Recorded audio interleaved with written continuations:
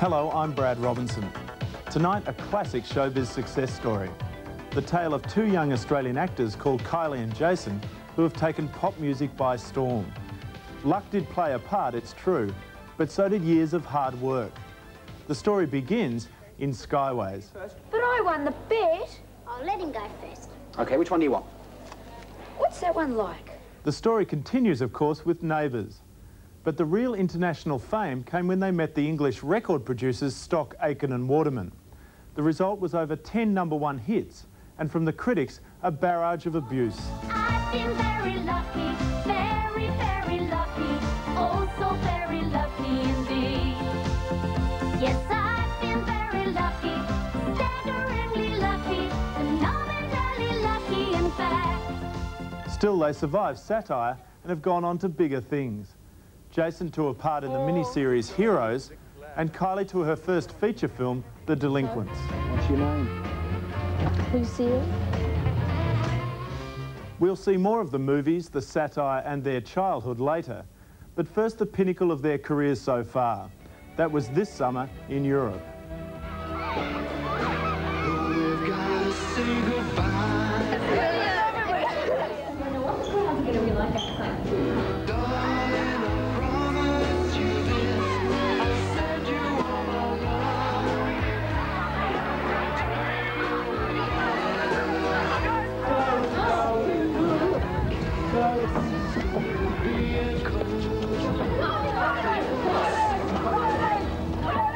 Kids have been doing this to pop singers since the days of Bing Crosby.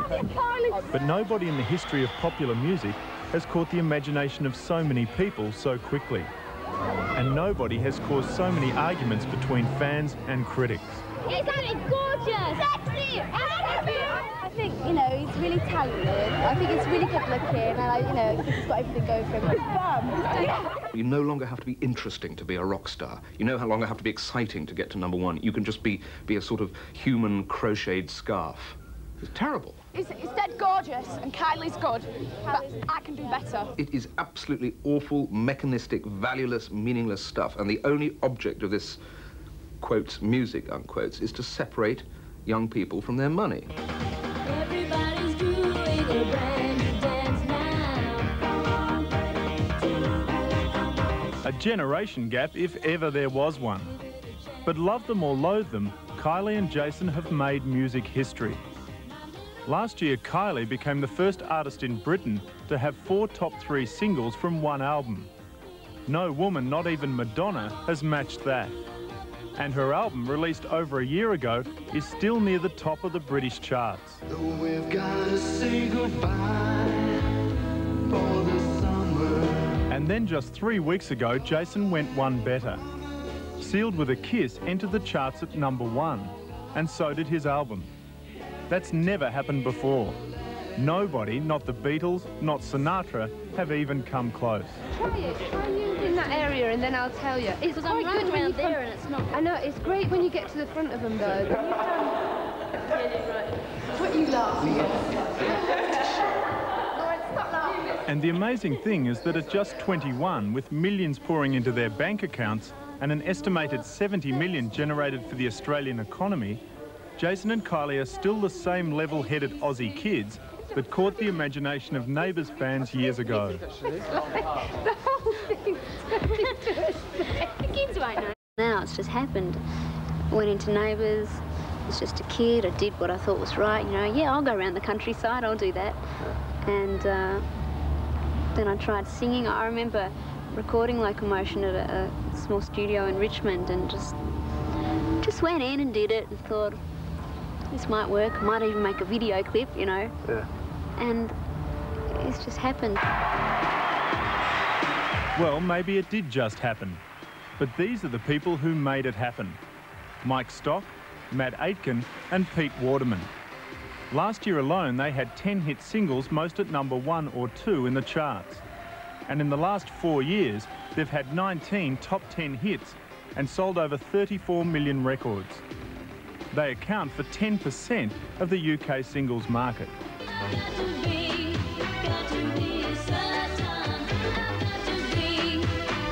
So sure, I've had my share of hearts broken.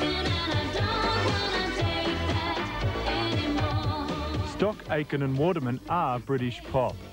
And the songs they've written and the stars they've created make up a virtual who's who of the pop music industry. They've produced everyone from Donna Summer to the outrageous Divine. But with 1 million sales for I Should Be So Lucky, Kylie Minogue is their most successful act ever. Neither Kylie or Jason understand what they mean to British kids. They are actually hope. They are hope. Kids hope that if they're a girl, that they could have as much personality as Kylie. Jason's popular with blokes, you see, because you could imagine him coming around to your front door and saying, let's go down a pub for a pint, because that's what he's like, and that actually comes across.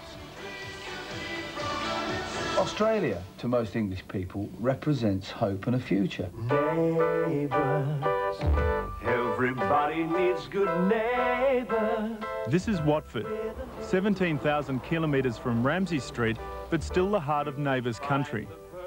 A daily audience of 16 million people created a lot of potential record buyers. And it's safe to assume that the enormous popularity of the program translated into even more popularity for Kylie and Jason. I feel that what Neighbours has given me and what television has given me over the past years is experience.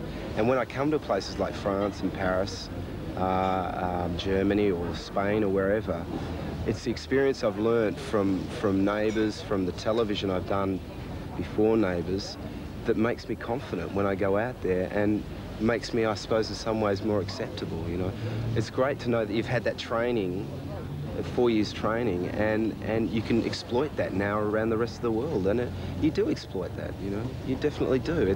There's nothing wrong with that. Look at the story. There was this obscure soap which was bought up and turned into a reasonably popular soap, which people laughed at in its home country. It came over here. The tabloid newspapers, which really don't exist anywhere else to such an awful level as they do here, pushed it. They decided this was the new thing. It created a cult. Therefore, the individual characters became a cult. Therefore, they got the marketing men on them. Therefore, they made the records. The whole thing is commercially, it's just a brilliant exercise in sales. The implication is, of course, that Kylie and Jason are nothing more than a cynical exercise in marketing. But that's not true. After the break, Jason and Kylie at the start of their careers, and Jason, the hard-nosed professional, takes on Paris.